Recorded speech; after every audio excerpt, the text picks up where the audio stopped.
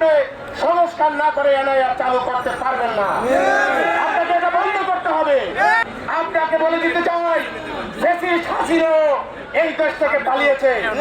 আপনাকে একটা পিঁপড়া মনে করি আমরা, পিঁপড়া।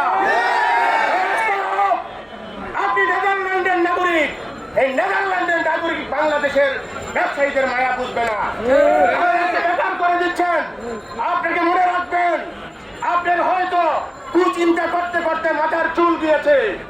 ভবিষ্যতে আপনার, আমি জানি না আপনি এই দেশে থাকতে পারবেন কিনা, তবে আমরা বলে দিতে চাই, আমার এক ব্যবসায়ী ভাই বলেছেন যে আপনি এয়ারপোর্ট থেকে পার হতে পারবেন না।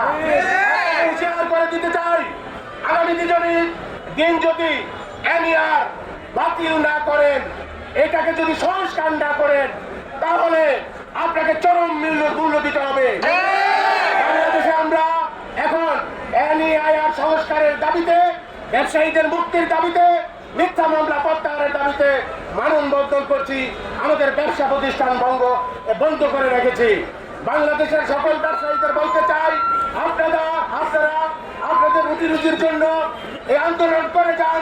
যতক্ষণ পর্যন্ত আমাদের দাবি দেওয়া মেনে না নিবে, ততক্ষণ পর্যন্ত আমরা কঠোর থেকে কঠোর আন্দোলন দিতে বাধ্য হব।